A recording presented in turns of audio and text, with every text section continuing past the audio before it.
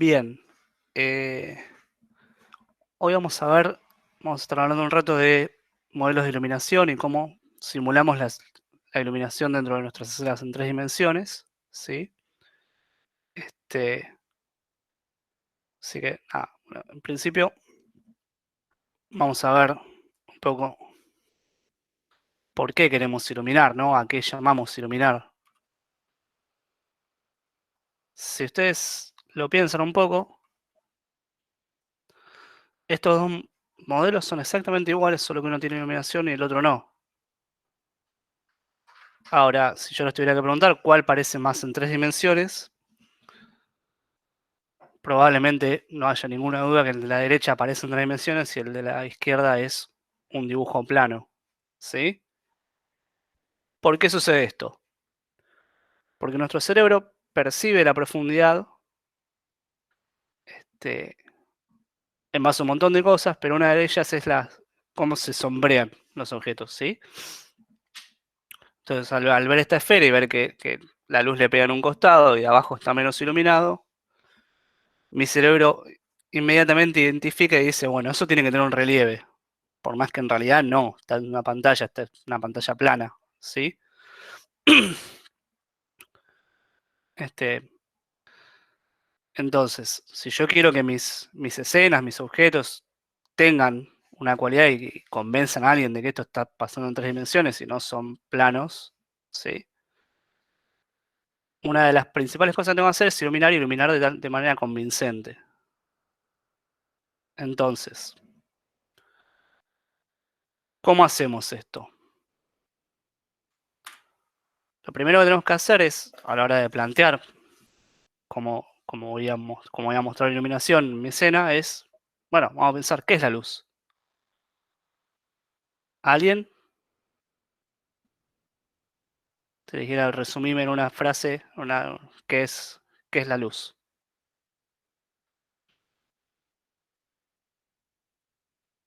¿Nadie?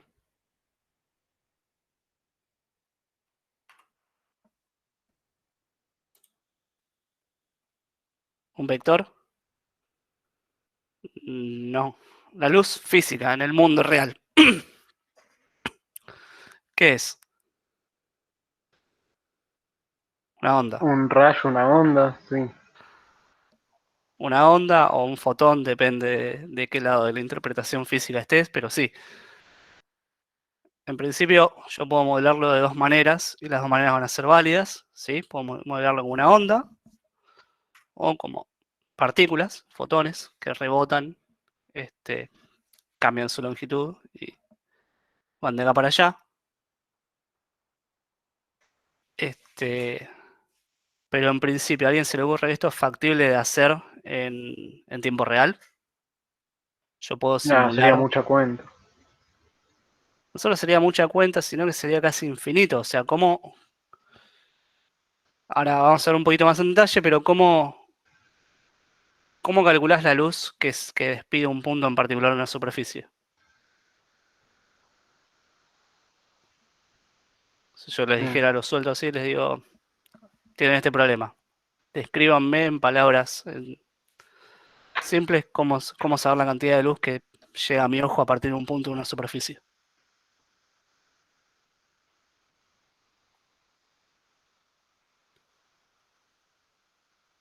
Bueno, sí, no, es casi imposible. O sea, acá Federico dice que deja la materia. Bueno, no, no te escapes. No. Ahora vamos a ver maneras de hacerlo un poco más sencillo y entendible. Entonces, sí, como todo lo que estamos haciendo acá, representar la realidad física es prácticamente imposible y tampoco lo queremos hacer. ¿Sí? Entonces, nosotros lo que vamos a querer hacer es plantear un modelo que sea una aproximación, idealmente fácil de calcular, fácil de entender, y que me permita a mí simular esta iluminación que está generada por las diferentes fuentes de luz, de tal manera que no haya diferencia o no haya tanta diferencia con la realidad, ¿sí? Entonces, en principio, la respuesta a la pregunta que yo he hecho antes es esta ecuación hermosa, que es conocida como la Random Equation, que también igual no deja de ser una simplificación esta ecuación, pero es una simplificación bastante buena, que dice la luz que me llega a mi cámara, ¿sí? A mi ojo, depende de la posición del fragmento, todas estas cosas. Básicamente es una integral sobre una media esfera alrededor del punto que suma toda la luz que incide sobre ese punto más la luz que sale del mismo punto y me dice cómo llega a mi ojo. Eh, Esto nosotros no lo vamos a ver ni de lejos, porque no, primero no tenemos la capacidad computacional para hacerlo, y segundo es extremadamente complejo para nuestros modelos, ¿sí? Entonces, lo que vamos a hacer es tratar de plantear algún tipo de modelo simplificado. Modelo simplificado se conoce, el que nosotros vemos en la materia y es el que más se aplica. Bueno, ahí Ronan por ahí un poco me va a tirar con algo si debe ser más se aplica en la realidad, pero se acerca bastante, ¿sí? Se conoce como un function shading, ¿sí? Y se ve más o menos así. El modelo de reflexión es siempre el mismo, pero dependiendo de cómo se implemente, se va a dar de una de estas tres formas, que es el de izquierda a todo se conoce como flat shading, ¿sí? Que colorea el triángulo entero del mismo color, o sea, lo hace a nivel de triángulo. El medio es world shading, que calcula el color a nivel de vértice, por eso si se fijan acá, van a ver que se ven los triángulos, ¿sí? Y el tercero ya lo hace a nivel de píxel, y es lo que nosotros vamos a decirle font shading. Ven que es mucho más suave y parece mucho más la forma que nosotros queremos simular. ¿Sí? ¿Se ve hasta acá? El GoGraph lo que hace es interpolar los vértices para los puntos del medio, ¿o qué hace? Claro, Broad lo que hace es calcula la iluminación en cada vértice y devuelve un color por vértice. Entonces Ah, después para los cuando puntos llega... del Claro, triángulo, el resto, tipo, no hace nada.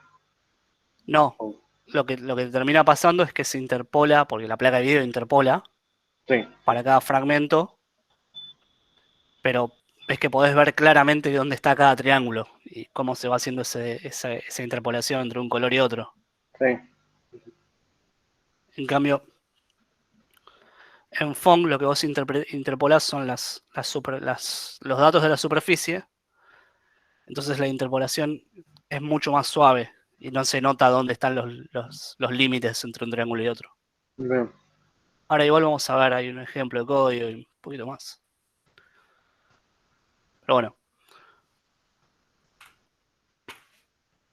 entonces, nos vamos a definir nuestro modelo, ¿sí? No, recordemos que no deja de ser una simplificación de la realidad. Y nuestro modelo nosotros para cada luz, para cada cuerpo en realidad, vamos a hablar de tres tipos de luz distinta. La luz ambiente, que es la luz general de toda la escena que cae sobre mi cuerpo en particular, ¿sí? Piensen en esto como que cuando es de día, por ahí quizás el sol no me está dando directamente, pero igual yo estoy iluminado. ¿Por qué? Porque la luz del sol rebota en muchos lugares, que rebota en paredes y qué sé yo, y por más que yo esté en la sombra, igual me ilumina más que si no estuviera el sol, que si fuera de noche, por ejemplo. ¿Sí? Entonces, la luz ambiente es eso, es la luz que hay en el ambiente en general. La luz indirecta. Podría ser una manera de decir la luz indirecta. Y es una manera de no tener que ir a buscar todas las direcciones de esta esfera que rodea mi punto, sino simplemente decir, bueno, más o menos la sumatoria de todas las luces de mi escena va a ser este azul. Y ya está. Y te olvidaste. La siguiente luz es lo que se conoce como luz difusa. La luz difusa sería una simplificación de la luz que llega a mi objeto, pero no rebota directamente hacia mi ojo, ¿sí? Entonces yo como que vería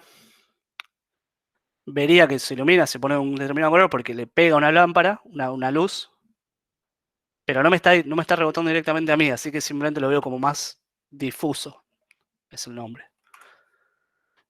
Y por último, lo que se conoce como luz especular. La luz especular es los brillos, es la luz que rebota directamente desde la lámpara, pega en la superficie y viene a mi ojo, ¿sí? Son estos brillitos. Yo los sumo todos y voilà, me queda algo que pareciera estar iluminado de verdad, con una lámpara de verdad, si yo tuviera una superficie así bien brillante, ¿sí?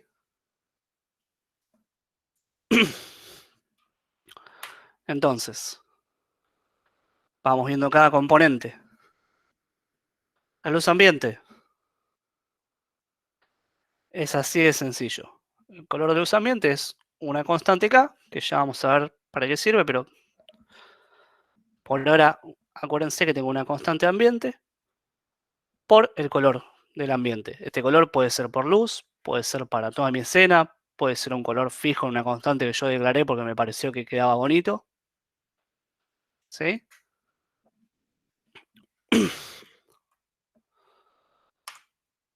Entonces, básicamente si yo solo tuviera luz ambiente, mi teterita... Ese, Sí, dime. sí, perdón, ese KA es un vector también, ¿o no?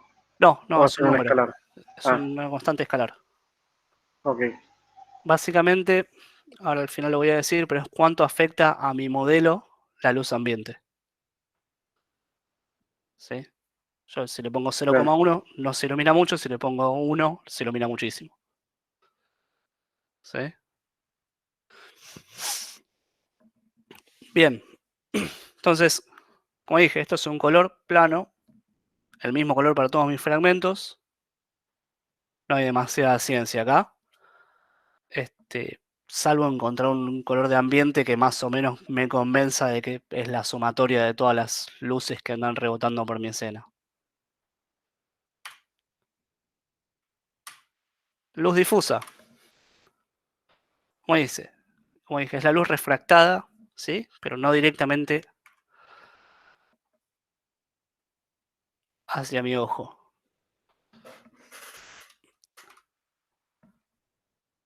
Entonces, ¿cómo la calculo? Yo tengo mi luz, este cosito verde sería nuestro mesh, ¿sí? Tengo la normal y calculo el ángulo. Cuanto más vertical esté, más luz voy a tener, ¿sí? ¿Se acuerdan? Este, el producto punto entre dos vectores me da el coseno del ángulo entre los mismos. Si son paralelos, ¿cuánto me va a dar?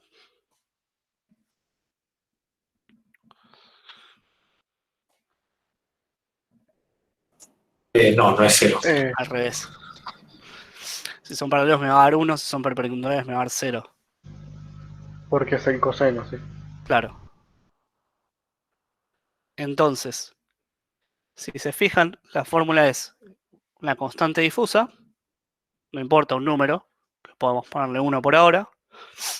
El color difuso, este color sí va a depender de mi lámpara, de mi luz, o sea, sería el color que tiene la luz, por el coseno del ángulo entre los vectores, entre la luz y la normal. Entonces, cuanto más perpendicular, más luz va a tener. Cuanto más de costado, más luz va a seguir de largo, ¿sí? Ahora, cuando veamos los ejemplos se van un poquito mejor, pero si se fijan, lo que ocasiona es que las superficies en en la tetera que están más orientadas hacia la luz, son más brillantes que las que están orientadas hacia otro lado.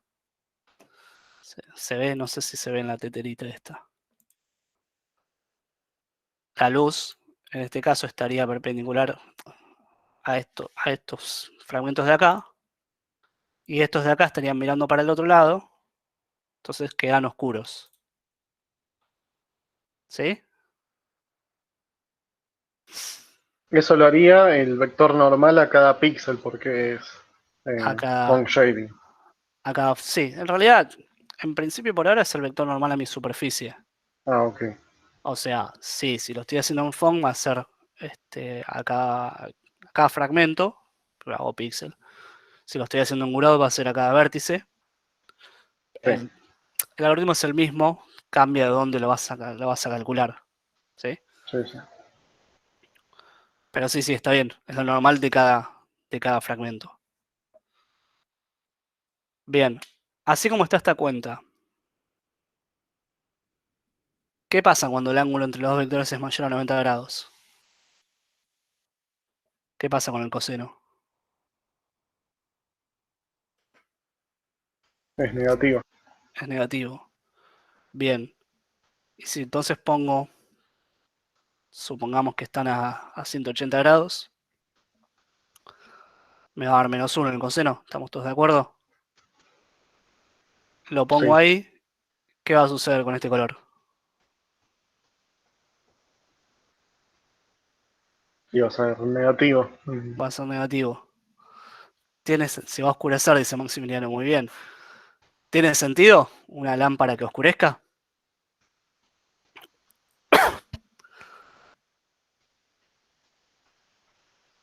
O más aún, voy a agarrar la lámpara de escritorio. ¿Sí? Si yo tengo mi mano acá, la parte que está derecho con la lámpara se ve más clara. ¿Sí? La parte que queda atrás de la lámpara está más oscura o simplemente está del mismo color que estaría si no estuviera la lámpara.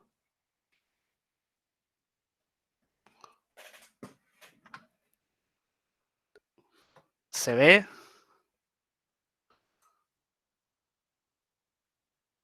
Parece más oscura, pero eso es por una cuestión de contraste. En realidad, si la fuente de la luz está del otro lado de mi superficie, no me va a sumar, pero tampoco me va a restar. Porque si no, lo que tendrías es que todos los triángulos que están a más de 180 grados de tu luz se oscurecen. ¿Sí?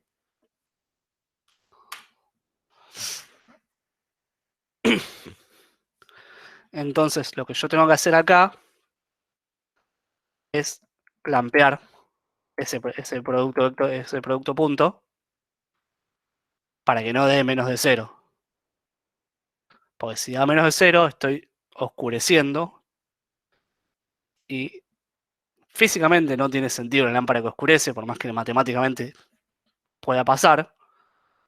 Este, y si bien hay alguna que otra técnica que lo usa, no vamos a detenernos ahí, no lo queremos. Y en el 99% de los casos está mal la cuenta. ¿Sí? Si tus colores te quedan negativos. ¿Se ve por qué tengo que clampear este producto vectorial?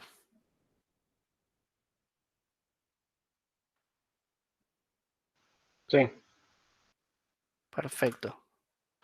Bien. Y la última es la que se conoce como luz especular. Acá es un poquitín más difícil el cálculo, pero nada del otro mundo. ¿Por qué? ¿Se acuerdan? Yo acá, para luz difusa, ¿qué parámetros entran en juego? La posición de la luz y la normal de mi superficie. ¿Sí? Por ende, no interesa dónde esté la cámara, la luz difusa va a ser siempre igual. En cambio, la luz especular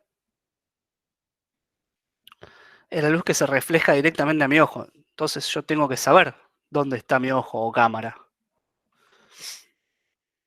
¿Sí? Entonces, bueno, se vería así. Tengo la fuente de luz, tengo la normal de la superficie Y eso me va a dar un vector R, que es el vector reflejo. ¿Vieron en física 1? ¿Se sigue viendo en física 1 esto? ¿Óptica? Hasta hace unos 2 años se seguía viendo, sí. Bien. El vector R no es otra cosa que eso. O sea, es el vector a donde refleja la luz incidente. Entonces, yo le pongo mi ojo y saco el ángulo entre este vector R y, y la posición del ojo. ¿Sí? Entonces, la fórmula se escribe de esta manera. De vuelta aparece nuestra constante, en este caso especular, que es un número. Aparece el color especular, que también depende de la lámpara. Y después tengo R.B. R.B, como lo vimos antes, es el coseno del ángulo entre estos dos vectores. Y tengo un factor que es shininess. Shininess depende del mesh, ¿sí? Y es una manera de representar cuán brillante es. ¿Sí? Cuán brillante es quiere decir que, si prestamos atención de vuelta a la fórmula, si yo levanto el shininess, va a ser que refleje mucho más luz especular. Por ejemplo, se vería como algo muy pulido, como un vidrio o un metal. Y si yo le bajo ese coeficiente, no va a tener tanta luz especular y va a ser como más mate, ¿sí? Bueno, que no refleja tanto, casi no tiene esos brillos.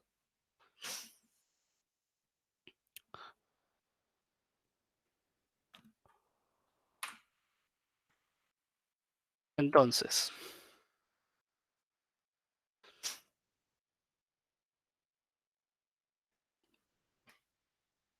la fórmula final quedaría una cosa así.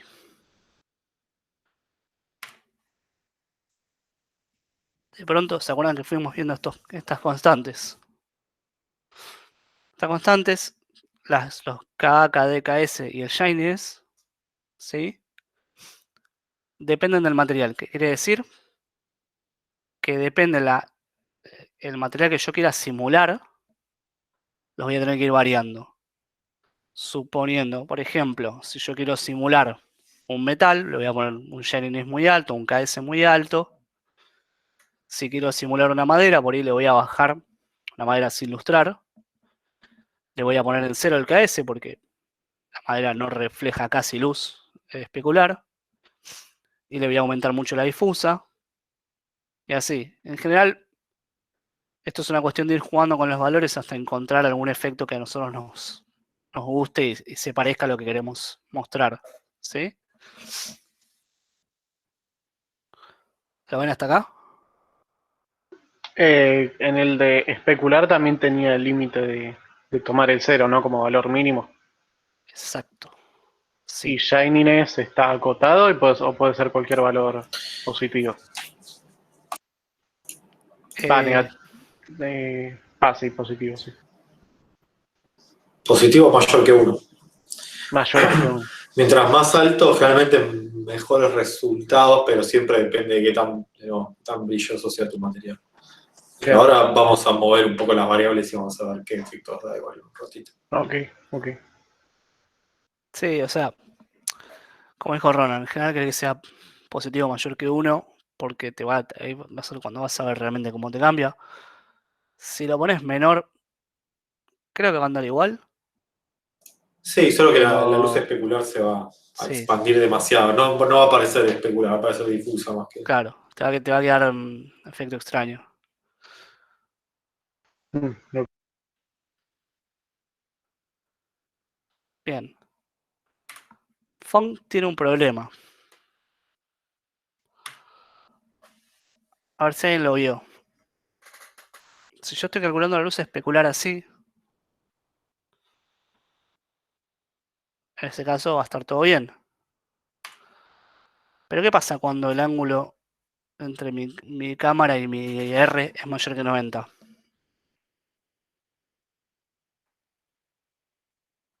Bueno, le di un 1 de más. Ahí está la respuesta en pantalla.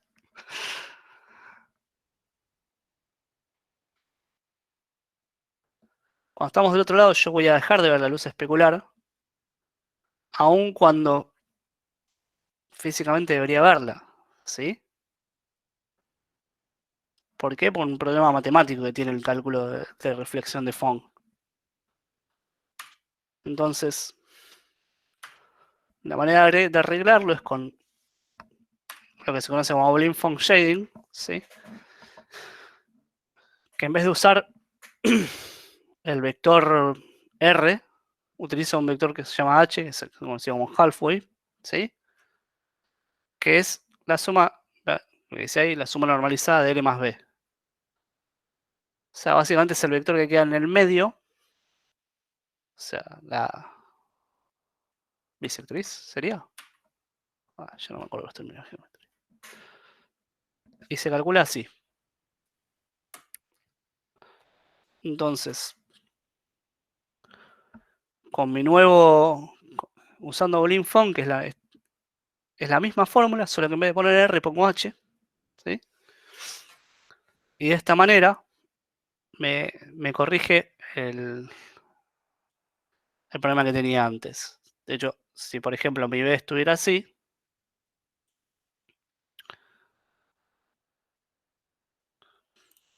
mi H va a quedar acá. Y el ángulo va a seguir siendo menor a 90, me va a seguir dando positivo, va a seguir iluminando más. ¿Se ve? Esto a priori no pareciera ser un gran problema, pero si se fijan en esta comparación, miren los costados.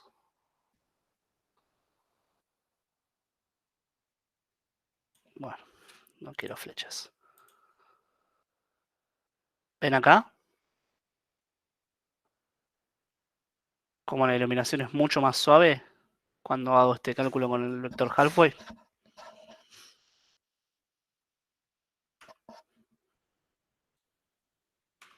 Sí, Entonces, ¿qué va a suceder? La reflexión queda muchísimo más realista. Es muchísimo más cercano a la realidad, que es lo que estamos buscando en principio, que el cálculo anterior.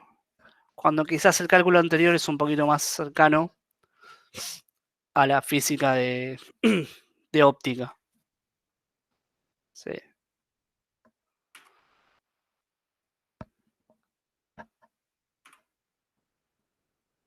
Bueno, tengo que ver esa animación. Porque salió el título después que las cosas. Entonces, la fórmula final de Blink-Phong nos quedaría una cosa así. La luz ambiente más la luz difusa por el color de textura más la luz especular. ¿Alguien sabe decirme por qué el color de textura solo está puesto contra la luz ambiente y la luz difusa? porque la luz especular depende de dónde está la matriz de vista, mientras que el otro es propio del objeto, digamos, y de la fuente de luz. Sí y no. O sea, sí es así lo que vos dijiste, pero en realidad el tema es que la luz especular, por el modelo, si se fijan, son reflexiones puras. Entonces solo dependen de la luz que me está iluminando, no de la superficie a la que estoy iluminando. En cambio, la luz Claro. difusa, la luz ambiente, es luz que se rebotó en la superficie y vino para mí, pero más difuminada. Entonces depende de de la, de la superficie en la que estoy. ¿Sí? Por eso la voy a mezclar, multiplicándola con la textura.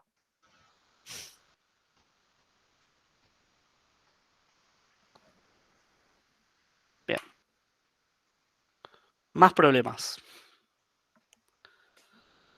yo las normales, en principio las tengo en espacio de modelo, ¿sí? Porque me vienen, las calculo cuando tengo el mesh.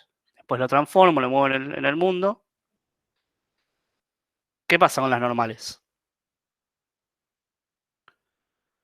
Por ejemplo, vimos 3 transformaciones. Si yo traslado mi modelo, ¿las normales van a cambiar?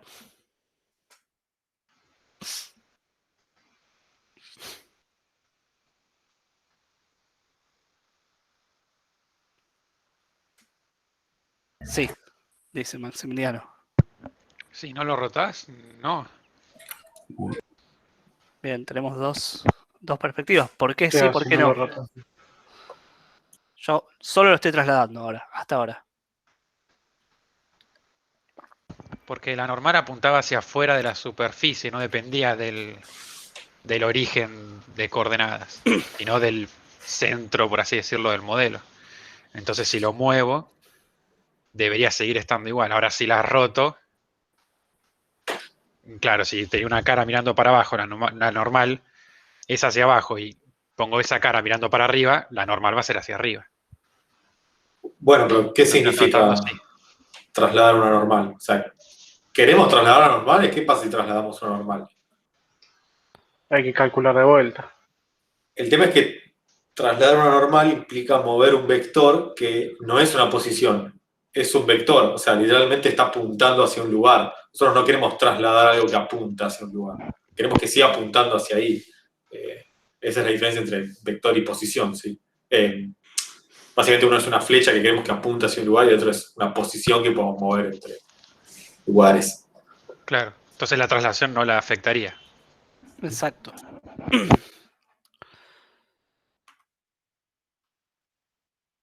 Entonces, en principio,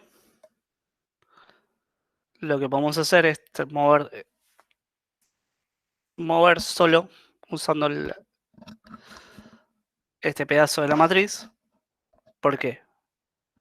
¿Se acuerdan dónde iban los coeficientes de traslación en la matriz de mundo?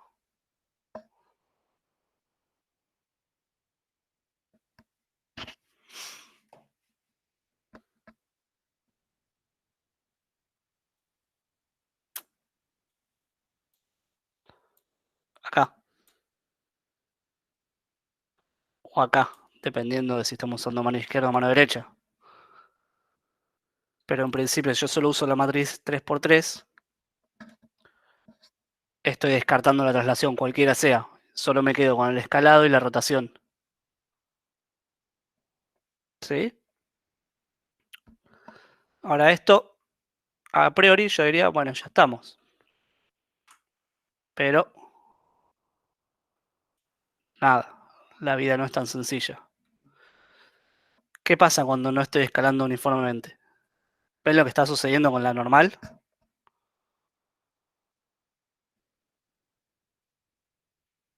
Sí, deja de ser la normal. Deja de ser normal. ¿Por qué? Porque ese escalado no uniforme me modificó la dirección. ¿Sí? Sí.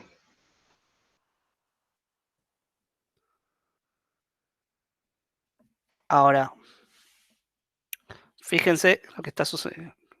El vector marcado como T, que es el vector tangente a mi triángulo. ¿Cómo va a ser de la normal? Perpendicular. ¿Sí? Entonces, despejando, sabiendo que yo quiero que mi normal, una vez transformada, sea perpendicular al vector tangente, ¿sí? Llego a esto. Que si yo hago la inversa de la matriz de mundo y la transpongo, me da una matriz que me permite transformar y orientar las normales a donde tienen que estar andando.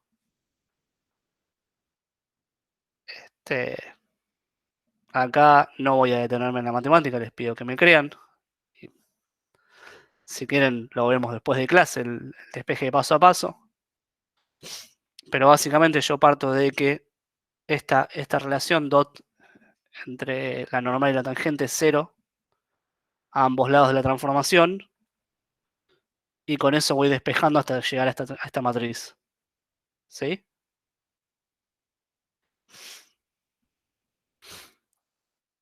Entonces, cuando yo quiero transformar las normales, porque las tengo que llevar de alguna manera de espacio de modelo a espacio de mundo, les tengo que aplicar esta matriz normal, que no es otra cosa que la transpuesta de la inversa de la matriz de mundo.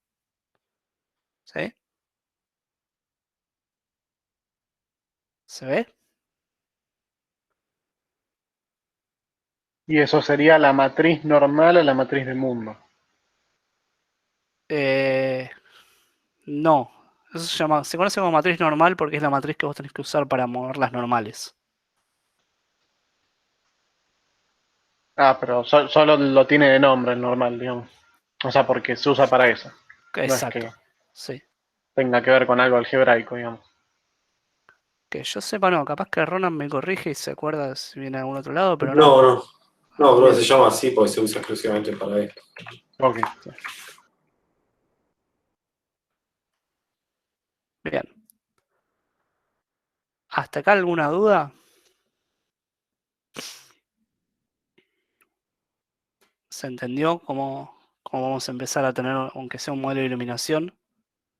Este modelo, que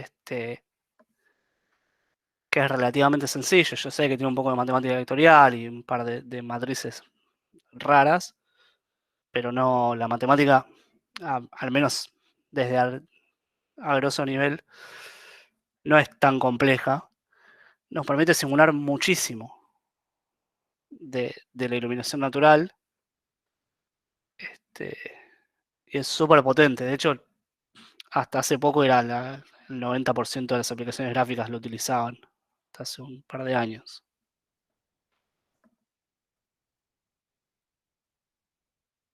Es importante que me hayan seguido hasta acá. Si algo no quedó claro, volvemos a ver.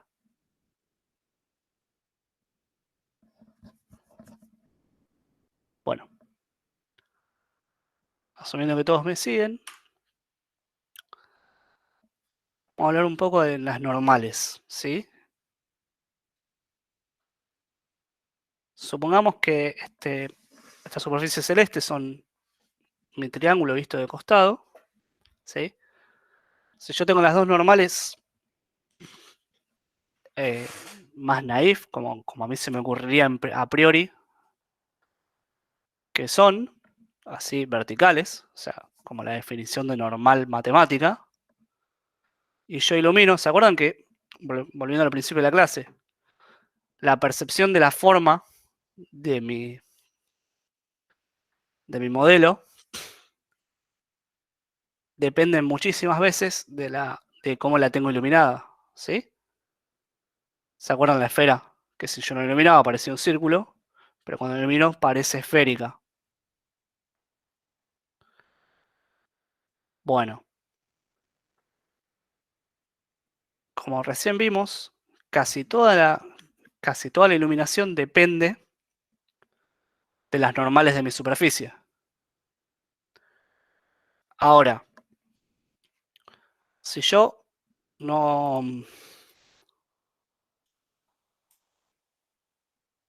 Si yo dibujo las normales como vienen, la superficie va a ser igual a la superficie real. Real, entre comillas, la superficie de mi geometría. Ahora, fíjense qué pasa acá. Yo moví un poquito mis dos vectores normales y asumo los vectores que están con rayitas son los vectores, serían los interpolados por la placa de video para cada fragmento, ¿sí? Entonces, cuando vaya a iluminar, lo que va a pasar es que se va a iluminar como si fuera esta línea verde de acá, curva. ¿Lo ven? Entonces yo voy a dar la sensación de que mi triángulo, que en realidad es plano, Cuando ilumine, la luz se va a comportar como si ese triángulo estuviera curvado. ¿Se ve por qué? ¿A alguien le parece que estoy hablando en chino?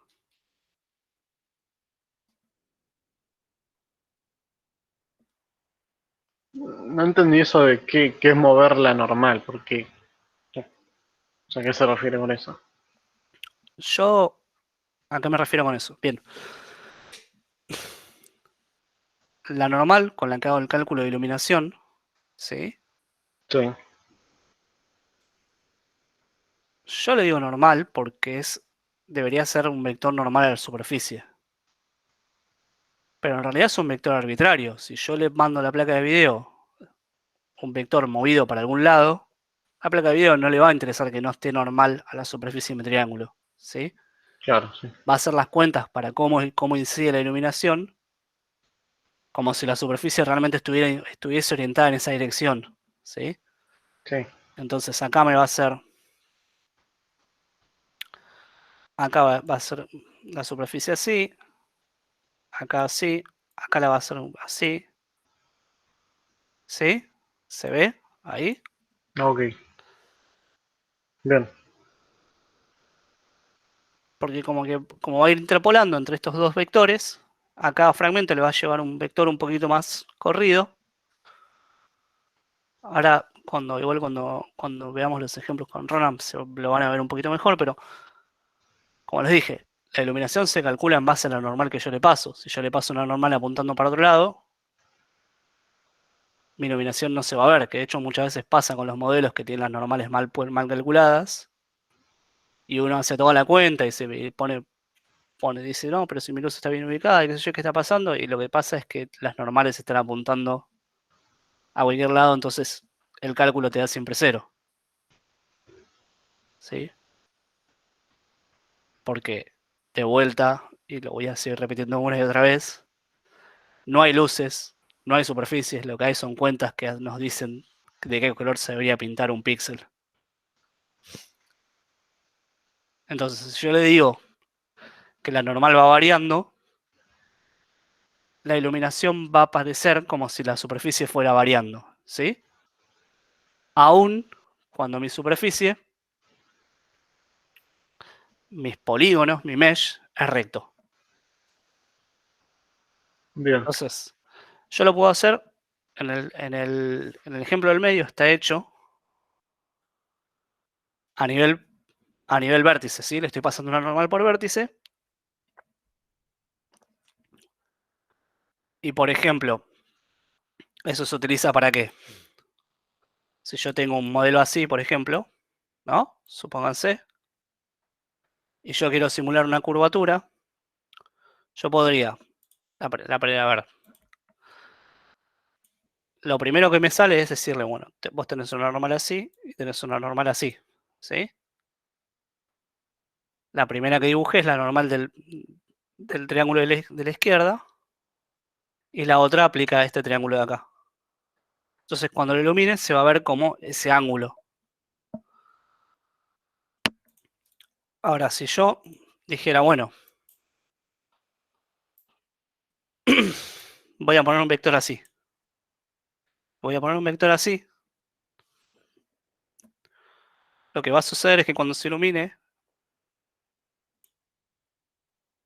bueno, no sé dibujar con esto.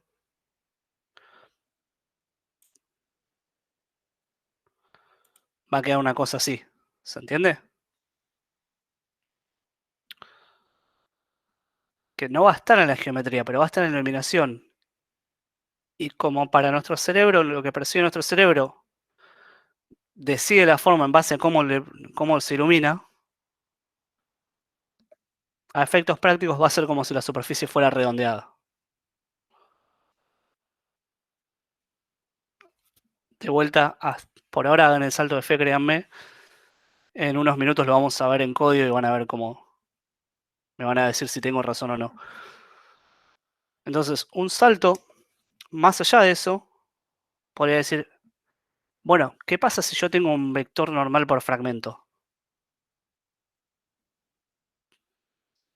como en el ejemplo de acá a la izquierda, a la derecha de todo. De pronto mi superficie, que antes era plana, o podía tener una curva uniforme, ¿sí? Pasa a tener rugosidad. ¿Sí? Entonces lo que puedo hacer es, con mucha menos geometría, simular más detalle. Si yo de alguna manera considera poner un vector normal por fragmento, podría simular cambios en la dirección de esa superficie por fragmento. ¿Sí? Ahora, ¿cómo puedo hacer para incluir información para cada fragmento de mi mesh?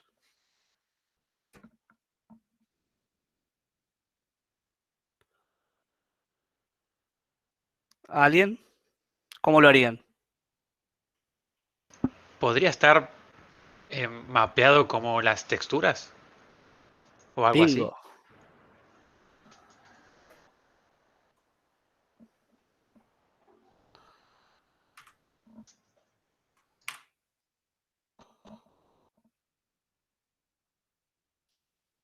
Agarro una textura, pero en vez de poner color, pongo datos.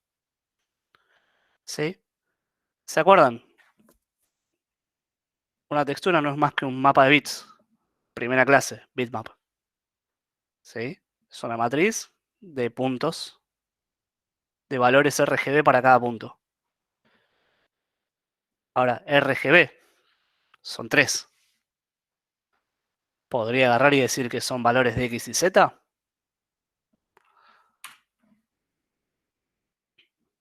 Exacto. Este es el chiste y es algo que se va a usar para un montón de cosas, así que las texturas me permiten codificar valores para cada fragmento de mi modelo. Ya no necesariamente tengo que guardar cosas a nivel de vértices, sino que puedo ponerlos a nivel de fragmento. Y esto es súper poderoso, ¿sí? En este caso, esta técnica que usa esta textura se conoce como normal mapping, ¿sí? Y a la textura que tiene estos valores se la conoce como normal map o mapa de normales. ¿Por qué? Porque es un mapa que contiene normales. No hay mucha imaginación en el nombre, ¿sí? Ahora acá viene un poco de matemática que vamos a pasar un poco para arriba. Si quieren después de vuelta, siempre está la oferta de volver a verla. Yo soy de la idea que no ayuda tanto entenderla 100% si no saber cómo utilizarla, al menos en este caso. Pero en principio lo que nosotros guardamos en esta textura son vectores en espacio tangente, ¿sí? Entonces, guardo mis 3 valores,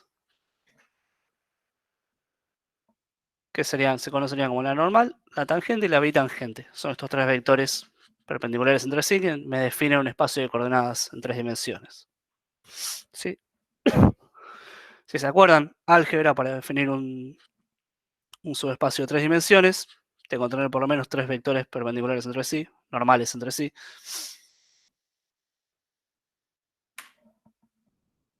Y en principio, ¿qué es el espacio tangente? Bueno, es un espacio que asume que nuestro triángulo está aplanado contra el plano de XY, ¿sí? Nuestro triángulo quedaría una cosa así, acá. Supónganse, ¿no? Entonces, las coordenadas U y B de textura van a ser la T y la B acá. Y la normal va a ser la N. Por eso, si se fijan, está con los mismos colores que representan. Y por eso casi todos los mapas de normales que van a ver en internet son azulados. Porque casi siempre los vectores están apuntando derecho para arriba. ¿Sí? RGB si casi todo es coordenada Z, va a ser casi todo azul. Entonces yo voy a tener una matriz, que es la matriz TBN, ¿sí? Que a priori me va a permitir, multiplicando la normal en espacio de tangente, pasarla a espacio de modelo. Luego le aplico la matriz de mundo, en este caso como son normales, la matriz normal, y lo paso a espacio de mundo y así, ¿sí? Pero la idea conceptual es esta, el espacio tangente es un espacio que estaría a nivel de triángulo. Después cuando transformo el triángulo para que esté dentro de mi modelo, tengo que ir con la matriz TBN, y después sigo transformando a través de todos los espacios, como ya vimos en las clases anteriores. Más o menos hasta acá me siguen, aunque sea el concepto abuelo de pájaro.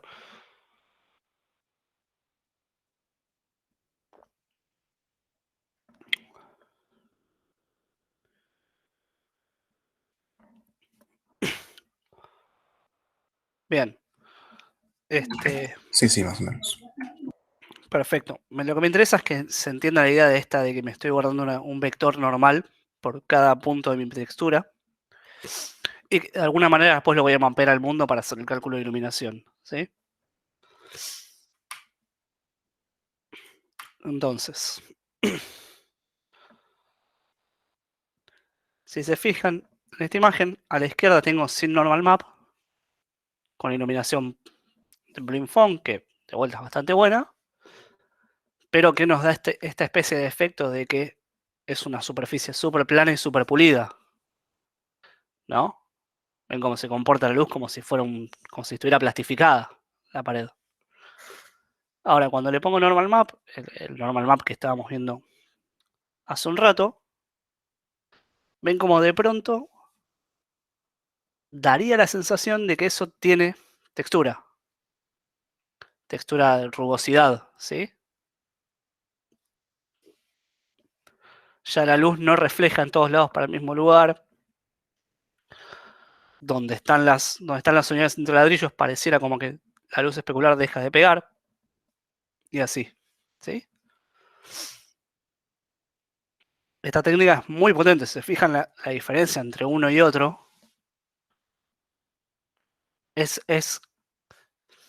el mismo salto que hicimos desde color por vértice a textura. Ahora lo estamos haciendo desde iluminación por vértice a iluminación por fragmento. ¿Sí? O sea, normal por fragmento.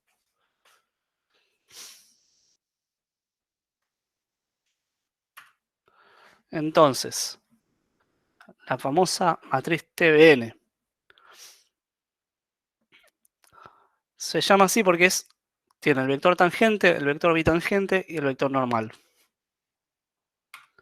¿Sí? Son los tres vectores puestos así, en columnas. Esto no es tan así. Esta es la matemática más simple y sencilla para entender cómo viene. Después, cada uno de estos vectores generalmente se transforma por la matriz normal para hacer directamente el pasaje de espacio tangente a espacio de mundo. Ahora, lo vamos a ver un poco más en el código. Pero en principio yo construyo esto, que la construyo como el vector normal ya lo tengo, porque es el vector normal a mi triángulo, ¿sí? El vector tangente puedo o calcularlo a partir de cuando cargo cuando armo mi index buffer, mi vertex buffer, se hace una determinada serie de cuentas, el método de Langley se llama, y me da un vector por cada vértice, ¿sí? Que es el vector tangente. O puedo calcularlo en el shader, que también es otra cuenta. No nos vamos a detener demasiado en eso. Ahora les vamos a pasar la implementación. Porque hay papers y papers al respecto de maneras más rápidas o menos rápidas de hacerlo.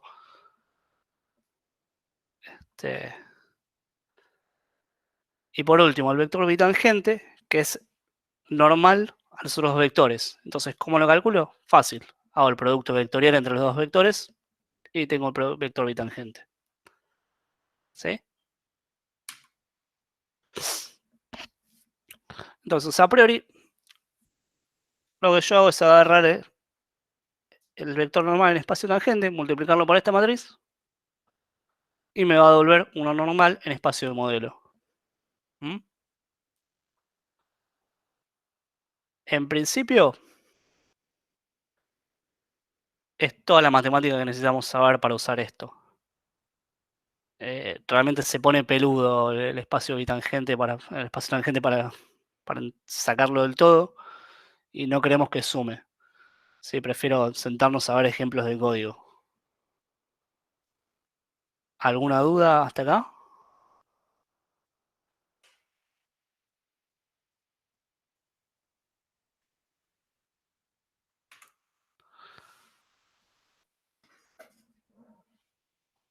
Nada.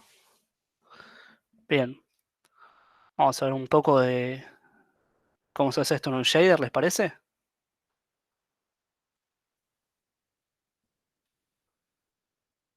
Ronan.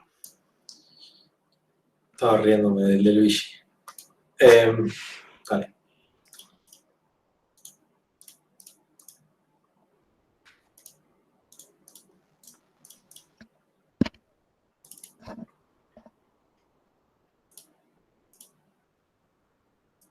Ustedes tienen un ejemplo igual que se llama Linfo, de los samples. Usa una escena que no es la escena más feliz del mundo, pero hay Linfo aplicada, así que es lo mismo. Y partiendo de esa base, nada, ahora vamos a ver otro tipo de ejemplo, que es básicamente lo mismo, pero algunas técnicas donde aplicamos Linfo con algunas variaciones. Un segundo.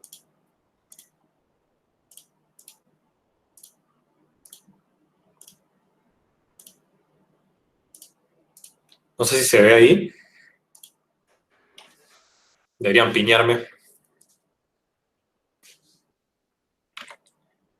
Asumo que sí se ve. Okay. Sí, se ve. Ok, bueno, esto es Linfo aplicado a una escena con 3 esferas y un piso. El cuadradito este blanco representa la posición de la luz. Y bueno, acá tenemos algunas variables de configuración, ¿sí? Vamos a ver básicamente una por una. ¿Sí? Primero tenemos la Ka, que es la constante de ambiente. Esto depende del material. En este caso todo tiene el mismo material, pero no importa. La KD, que es la constante difusa, la KS, que es la constante especular, y shininess. ¿Sí? Fíjense que ahora está en 16 shininess. Y después tenemos valores RGB para cada uno de los colores de cada una de las luces. ¿Sí? Lo primero que voy a hacer es mostrarle la luz ambiente. ¿Sí? Fíjense, esta es la luz ambiente, como está multiplicada por la textura. En algunos casos se ve más oscuro y en otros casos menos. Pero a mí me parece que este valor de luz ambiente está bien si la luz fuese azul, claro. Porque básicamente es lo que pasaría si un objeto recibe una iluminación así de un foco de luz en la mitad de la nada, ¿sí? O sea, está bien, hay algunos rebotes, pero es como bastante cálida. Obviamente podemos subir esto a valores cualquiera, pero fíjense que ilumina igual a todos los píxeles. Si todos los píxeles se ven iguales, obviamente se multiplica por la textura, ya lo dije, pero todos los fragmentos se van a ver iguales porque sí, no hace ningún cálculo más que sumar Ka más el color de ambiente. Yo puedo cambiar el color de ambiente y hacerlo un poco más claro, o poner otro color, no sé, algo más gris o negro, u otro tipo de valor, como algo rojizo. Pero generalmente los valores de ambiente bajos quedan bien. Y fíjense que no importa, yo voy a mover la luz ahora, ¿sí? No importa dónde yo ponga la luz ambiente no va a cambiar, porque la luz ambiente es igual para todos los fragmentos. ¿Alguna pregunta hasta acá? No. Bueno, la vamos a ver por separada, después la vamos a ver todas juntas, ¿sí? Voy a sacar la luz ambiente y voy a prender la luz difusa, ¿sí? Fíjense que en este caso es como una especie de gris, podríamos cambiarlo a algo más azul tirando a blanco. Y fíjense en estas superficies, ¿sí? Cómo la luz difusa se comporta. En las caras que, como solo tengo luz difusa, en las caras que están mirando para otro lado, no tengo directamente luz. Y en las caras que sí miran hacia la luz, se iluminan, ¿sí? Esto obviamente depende del vector normal. Y podemos, obviamente, si cambiamos la posición de nuestra luz, ¿sí? Fíjense que cambia la luz difusa. O sea, no cambia la luz difusa, solo cambia el objeto como está iluminado. Bien.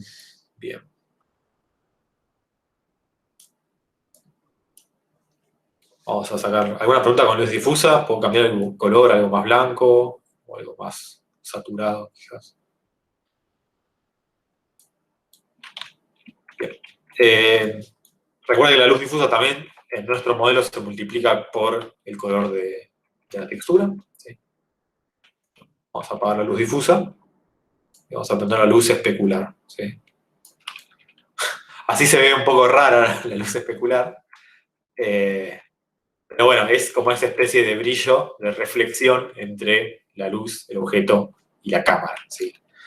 Lo que tiene la luz especular es que si yo me muevo, a diferencia de las otras, la luz especular también se va a mover, porque, de nuevo, es una reflexión. ¿Sí? No es que está fija en el punto, a diferencia de las otras dos. La luz especular, como depende del punto donde estamos viendo y el ángulo de la cámara, la luz especular va a cambiar según donde la estemos mirando. Eso es importante. También podemos cambiar de color. No suele ser lo más normal esto, pero si la luz fuese un poco más azul, podemos colorearla de color, por ejemplo. Y fíjense lo que pasa para distintos valores de shininess. Voy a cambiar este valor para 1. Fíjense la persona que preguntaba qué pasa si, o sea, qué valores puede tomar shininess. Mientras más cercano al 0, peor se va a ver. Esto ya parece difuso, ¿sí? No sé, 4 es un poco mejor, 8 es un poco más brillante, algo como 32 ya sería como una pelota muy pulida, ¿no? O un piso muy pulido también. Y bueno, vamos a ver ahora las tres en conjunto. Voy a tratar de mejorar los colores para que tenga sentido.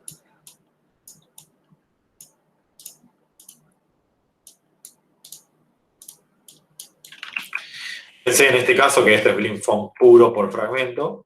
Podemos ver que en la parte más oscura de la pelota, lo único que se ve es la luz ambiente. Puedo subir la luz ambiente y se va a ver un poco más, pero al fin y al cabo solo se ve eso.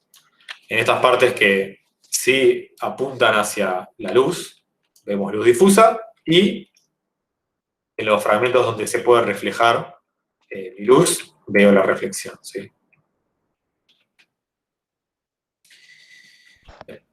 Mostramos ahora un poquito del deburado. Sí.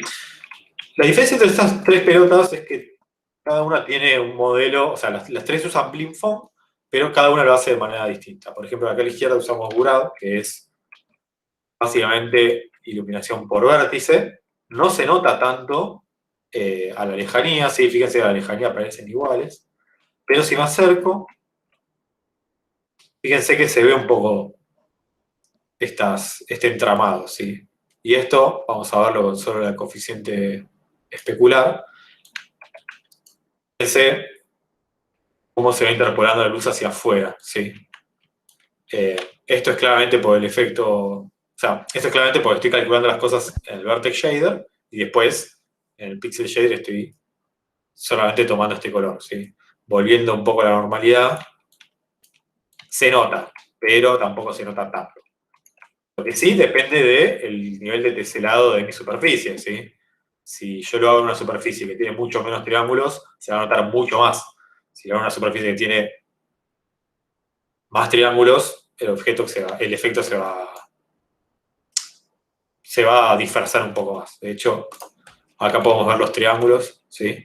Acá vemos que tiene bastantes triángulos esta esfera, por lo cual se disimula un poco, pero en el piso, que son dos triángulos, ¿sí? No podría aplicar esta técnica.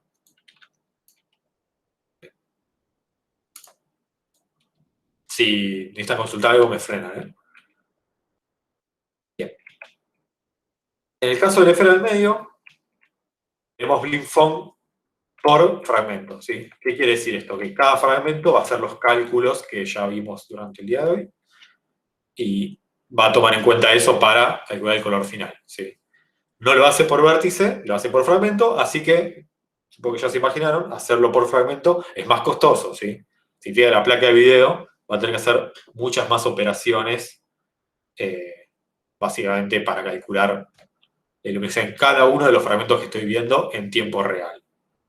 Distinto al caso anterior, donde lo calculamos por vértice. Como hay muchos menos vértices que fragmentos, en este caso, es mucho más óptimo hacerlo por vértice. Pero por fragmento da mejores resultados, ¿sí? Bien.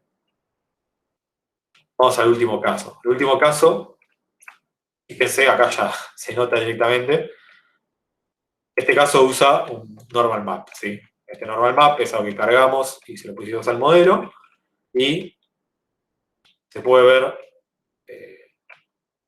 estas reflexiones, cómo se afectan, por así decirlo, y también la coeficiente difusa se afecta. Vamos a bajar estas dos. Quizás no es tan visible ahora, pero la coeficiente difusa también depende de las normales, así que los pedacitos estos que tienen el normal map apuntando hacia afuera van a verse más oscuros. Claramente esto se nota mucho más en la parte especular, ¿sí? Porque directamente hay partes que no van a reflejar, pero fíjense la diferencia que hace, es abismal, ¿sí? Claramente simula mucho mejor una superficie una vez que tiene normal map. Pero bueno, si tenemos un piso liso como este, quizás ni necesitamos normal map. Bien. Hasta acá, antes de meternos al shader, ¿alguna pregunta?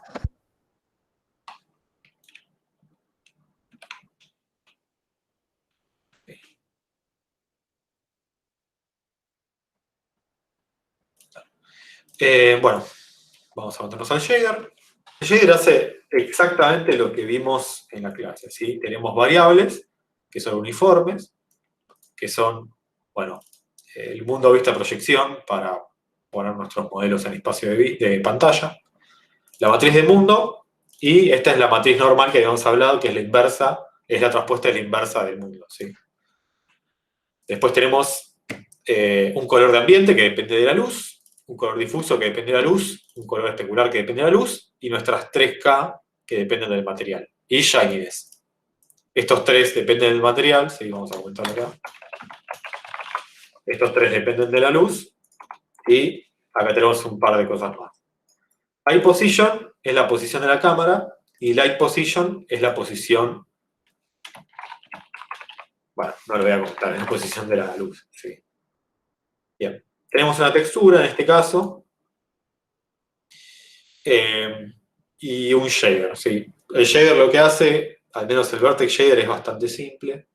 Pone los vértices en posición de pantalla y propaga los vértices en posición de mundo también. Ahora vamos a ver para qué. Después multiplica nuestra normal por la inversa, por la transpuesta de la inversa del mundo, ¿sí? Y eso lo propaga hacia nuestro pixel shader. Bien. O sea, esto se hace por vértice. Por vértice, en el caso de que lo hagamos por fragmento, es decir, la esfera del medio, que es la más común, el vertex shader es bastante livianito. Yendo al pixel shader, no se asusten, es bastante tranquilo esto. Lo que hacemos es hacer algunos cálculos vectoriales. Ahora los vamos a ver bien. Calculamos el color de nuestros texels y el color de la textura. Los mezclamos y obtenemos nuestro color final. Bueno, ¿cómo los mezclamos? Lo que vimos en clase, ¿sí? La normal la sacamos del vertex shader, que ya está rotada así. Recuerden la matriz normal, bueno, ya viene rotada. La normalizamos para evitar problemas. Después tenemos un vector, que es el vector que llamamos L, pero siendo más expresivos, L es la posición de la luz menos la posición del fragmento, y esto nos da un vector, lo normalizamos, ¿sí? Es un vector que, lo puedo dibujar acá, que va desde la luz, perdón, que va desde el fragmento hacia la luz, o sea, la flecha estaría acá, por así decirlo. ¿Sí? Es un vector que simplemente va desde una posición hasta otra posición. Y eso llamamos el vector L. El vector de vista que es lo mismo, pero hasta la cámara. Ahí lo llamamos V. El vector de vista es un vector que va desde el fragmento que estamos viendo hasta la cámara, ¿sí? Lo normalizamos porque queremos que sea una dirección. Bien. Y después tenemos el vector half, ¿sí? Que es el vector mitad de camino, por así decirlo, que es la suma normalizada entre L y B. Esto lo vimos en BlimFOAM. Bien. Después obtenemos el Texel, ¿sí? Que en este caso es esta textura, ¿sí? Que es gris, medio metálica. En el caso del piso es esta textura, que es unas baldosas. Ahora hacemos las operaciones, ¿sí? Lo más importante de esto, de todo, me parece, es el n.l, ¿sí? Que esto básicamente me dice qué tan alineada está mi superficie con la luz, ¿sí? Esto me dice si mi superficie está mirando a la luz. En este caso, un fragmento. Si mi fragmento está mirando a la luz.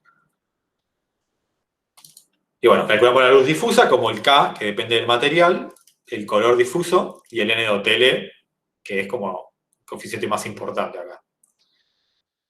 Calculamos la luz especular, ¿sí? Que es n.h, ¿sí? El vector half, y usamos la K especular, que es un escalar y depende del material, el color especular, que depende de la luz, y, recuerdan esto, n.h elevado a la shininess.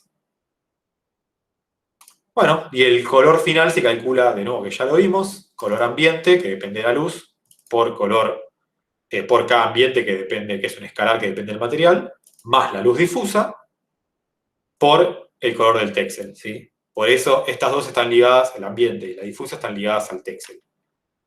Después le sumamos la luz especular, fíjense que la luz especular no depende de qué color es mi textura, y eso nos da el color final, ¿sí? Eso es BlimFOAM, ¿sí? Tómense un tiempo después para leer el shader, porque una cosa es verlo acá y otra cosa es aplicarlo y sumarle, restarle, cambiar estos valores, experimente con eso. Pero no hay nada más que esto. Con esto podemos lograr una iluminación básica. ¿Alguna pregunta con este shader hasta acá?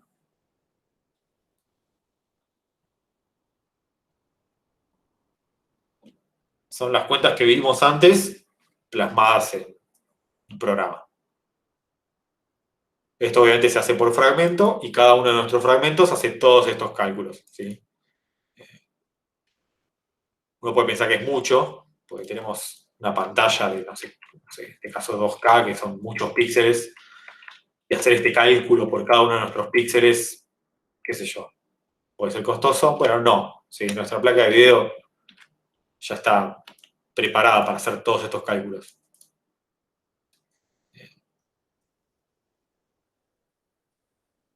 Bueno, voy a seguir. Esta es iluminación por fragmento, ¿sí? Es el caso del medio. Vamos a ver ahora iluminación por vértice, ¿sí? ¿Qué quiere decir esto? Que los mismos cálculos que yo hacía fragmento por fragmento acá, por vértice, lo voy a hacer por cada uno de mis vértices, ¿sí? Fíjense que ahora mi vertex shader es mucho más grande, ¿sí? Y mi pixel shader es muchísimo más chiquito.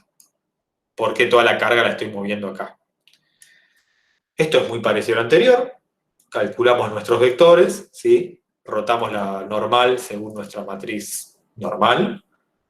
Y, bueno, calculamos el vector L, el vector vista, el vector half. Y hacemos los cálculos.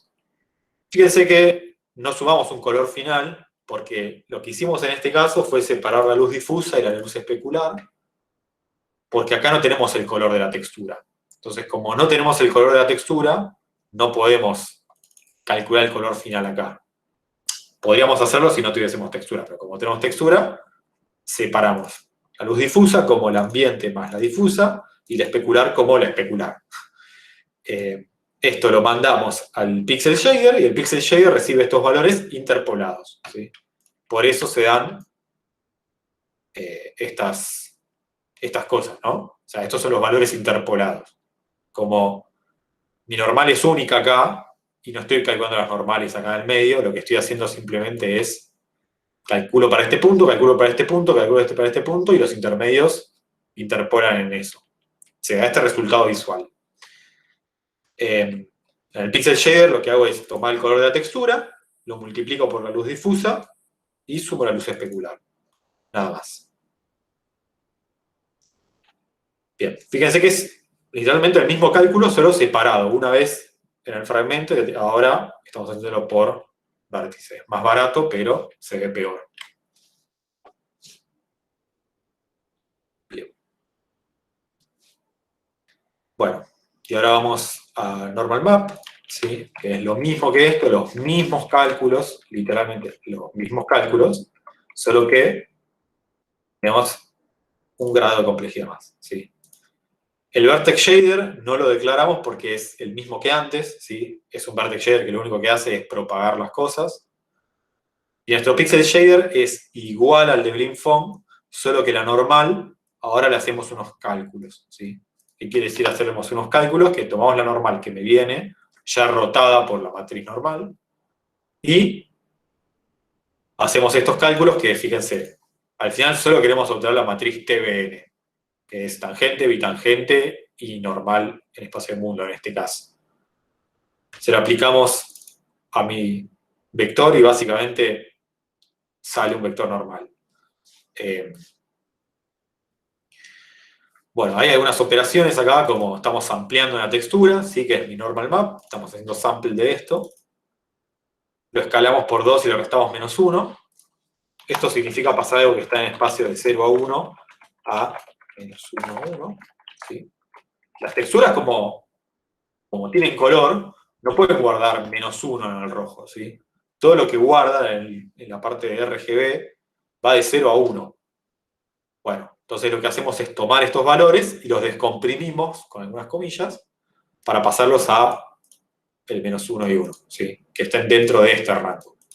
¿Por qué? Porque mis normales son, al fin y al cabo, un X y Z, ¿sí? No pueden ser un X y Z donde la X y Z vaya de 0 a 1. Es un X y Z donde la X y Z va de -1 a 1. Bueno, tenemos que pasarlo a este espacio.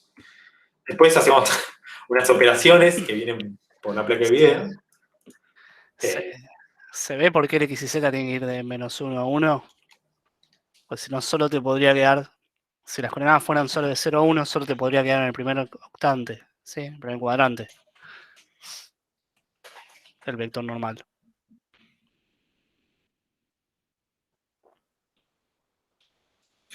Bueno, post escalado esto al espacio donde tiene que estar, es como una descompresión esto, por así decirlo. Aplicamos algunas operaciones, que esto, bien, Javi explicó que podemos tener, ¿cómo se dice? Podemos tener vectores tangentes y bitangentes en cada vértice y podemos pasarlos desde el modelo. O la otra solución, que es la más común, por así decirlo, es, no me importa el modelo, calculo mis tangentes y bitangentes con un truquito, ¿sí? No sé si da para ahondar en esto, pero a grandes rasgos la placa de Sepan video... que... Sí. Dale vos. Nada, sepan que la placa de video tiene funciones para romper su paralización. En realidad no es romper su paralización, sino mirar en los fragmentos de al lado, cosa que está prohibido para nosotros, ¿no? Y decir qué valor tiene eso. Por ejemplo, acá estamos viendo qué valor tiene al lado mi posición de mundo, ¿sí? Mi fragmento de al lado tiene una posición de mundo al igual que este. Bien. ¿Qué valor tiene? ¿Mayor o menor? Esto nos da un delta, básicamente, de qué corrimiento tiene este fragmento en mundo. Y en base a estos corrimientos, podemos calcular si el corrimiento es hacia arriba o hacia abajo, o según estos deltas, podemos calcular vectores tangentes y vectores bitangentes. ¿Por qué pasa esto? Porque, bueno, la placa de video nos da una interfaz en la que podemos hacer este tipo de operación y nos dice, con un intervalo muy chiquito, qué valor tiene mi fragmento aledaño, ¿sí? Esto es algo que es solo para este caso, ¿sí? Ustedes quédense con que cada pixel shader y vertex shader solo procesa un píxel y solo procesa un vértice al mismo tiempo, o sea, no podemos acceder al de al lado, porque está todo paralelizado, pero como la placa de video procesa de a 4 fragmentos, nos da como esta función que podemos usar para hacer algunas cosas. Esto también se usa en otras técnicas como generación de olas, pero lo importante es que solo sepan que generamos la tangente y la bitangente y básicamente calculamos nuestra normal en base a una textura. Y que no hay geometría acá, ¿sí? O sea, si ponemos los triángulos, bueno, acá justo se apagó, pero si ponemos los triángulos en no tenemos geometría que simule estas roturas. Acá tampoco, solo que no se ve el wireframe. Pero lo simulamos porque nos da más profundidad, y nos da como más profundidad de escena, por así decirlo. Pero en realidad no hay geometría acá, es mentira. Eso.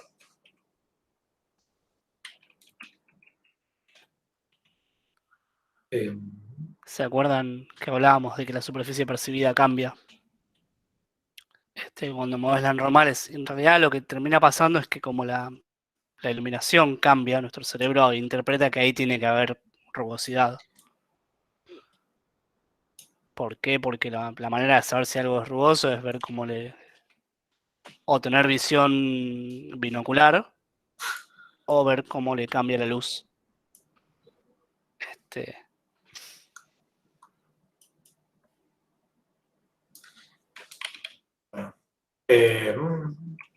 Bien. Una pregunta. ¿Alguien se dio cuenta de que a todo este modelo de iluminación le falta algo que puede ser simple, pero le falta, por así decirlo? Fíjense qué pasa si yo muevo mi luz a un punto, no sé, infinito. ¿Qué sé yo? Luz difusa, ¿qué pasa? ¿Está cambiando?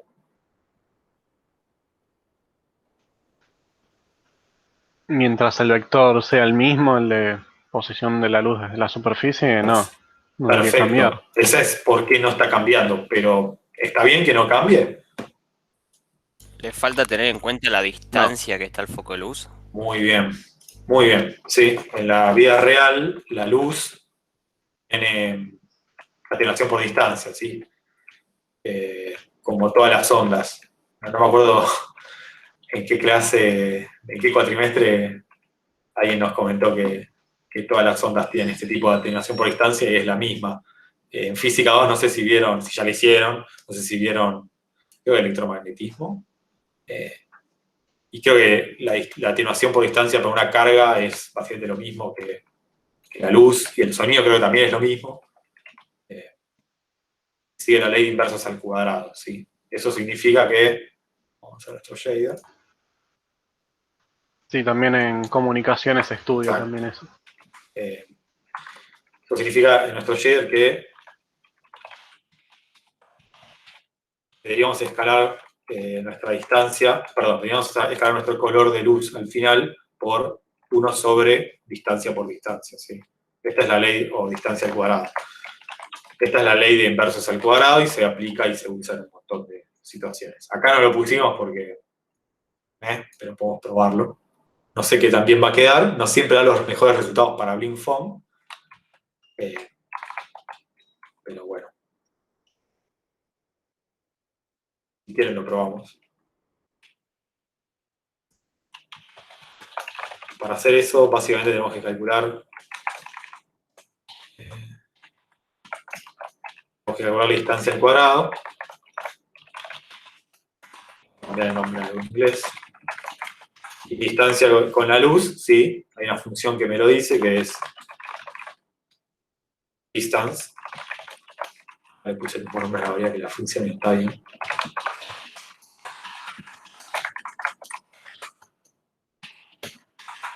Y la distancia es mi punto en el que estoy parado, que sería la posición en mundo del fragmento, y la posición de la luz, que no recuerdo cuál es, la position. Acá se lo estoy aplicando solo a la luz especular, se lo voy a aplicar también a la luz difuso. Y no garantizo que esto quede bien, porque el modelo Phong, no sé si le gusta mucho esto. De hecho, algunos modelos se rompen un poco cuando hacemos esto, pero es lo más correcto, sí. Fíjense que ahí está demasiado exagerado. Vamos a subir un poco los valores. Y como la distancia es muy grande, básicamente no hay luz.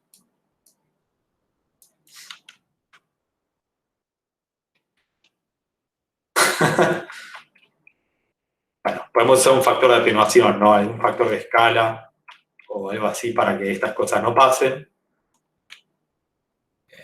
Pasa que es muy a ojo esto. Ajustarlo sería hacer cálculos bastante a ojo. Vamos a probar distancia lineal. No creo que quede bien, pero igual. Vamos a ver qué pasa.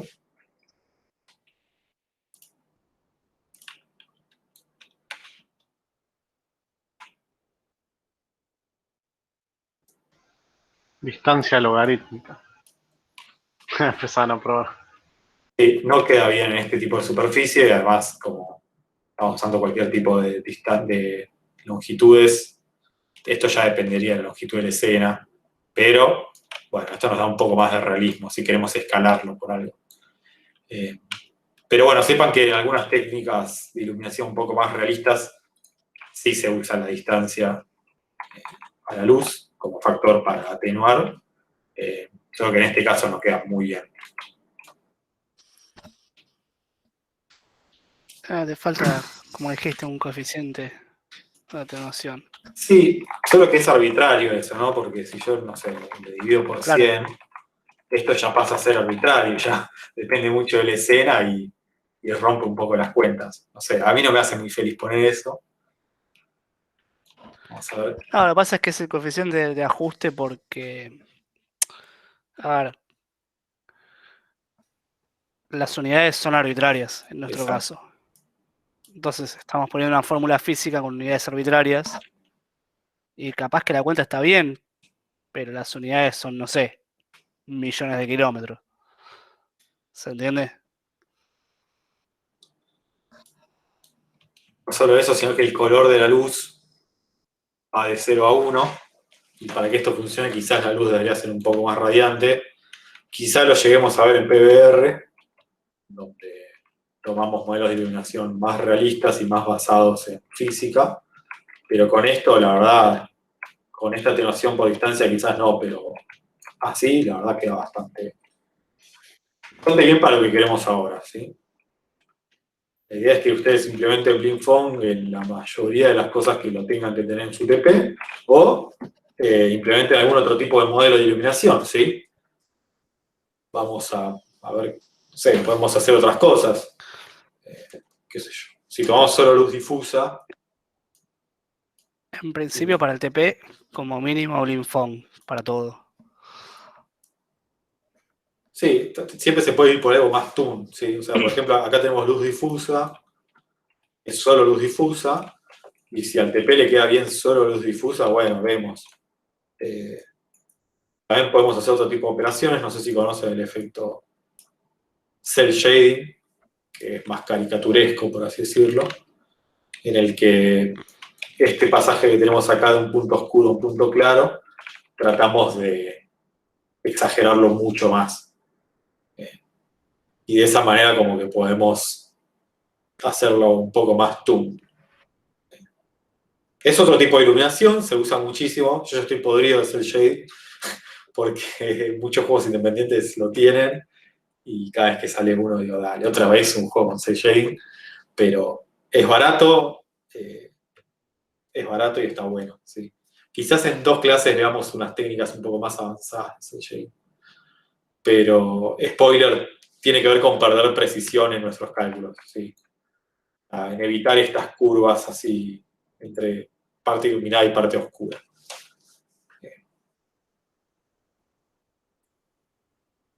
No sé, ¿alguna pregunta con esto?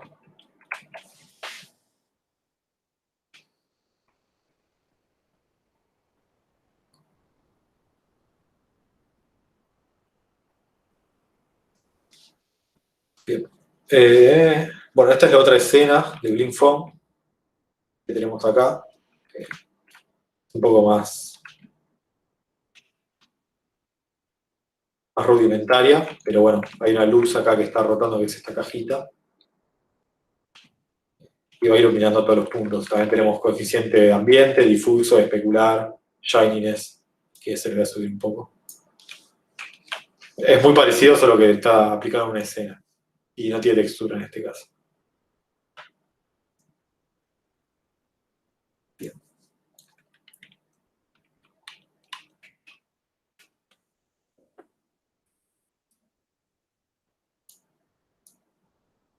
Fíjense que cuando la luz está dentro del cuerpo se rompe bastante esto. Porque las normales están hacia afuera.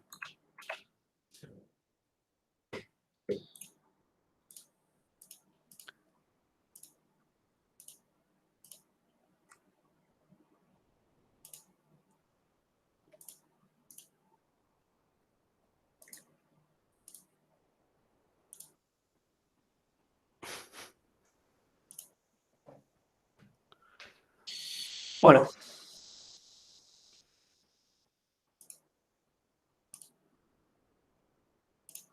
Bien. ¿alguna duda, alguna consulta?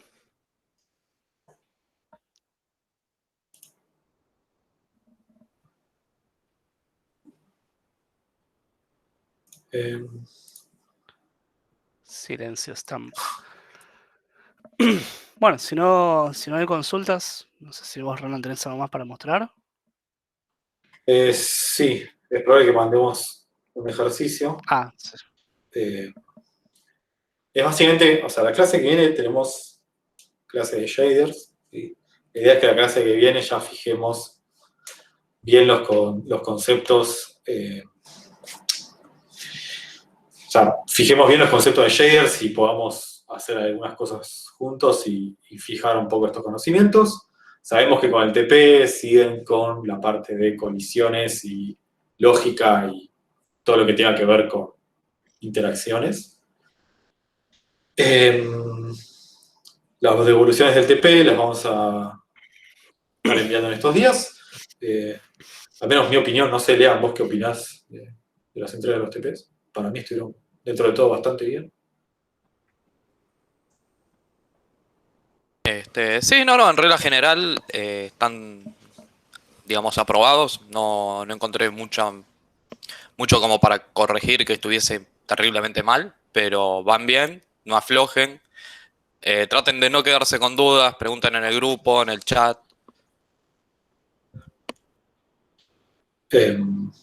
Eso. Como pregunta, Sí. ¿a qué ustedes le dan más relevancia? ¿Al grupo de Telegram o al grupo de Google? Es que son lo mismo, nosotros vemos las dos. Si vos tenés, Bueno. pero si vos tenés una pregunta que vos considerás que puede servir más al resto, poné en Google Groups. Si vos tenés alguna pregunta que es un poco más particular, por ejemplo, no sé, no me anda el modelo tal cosa,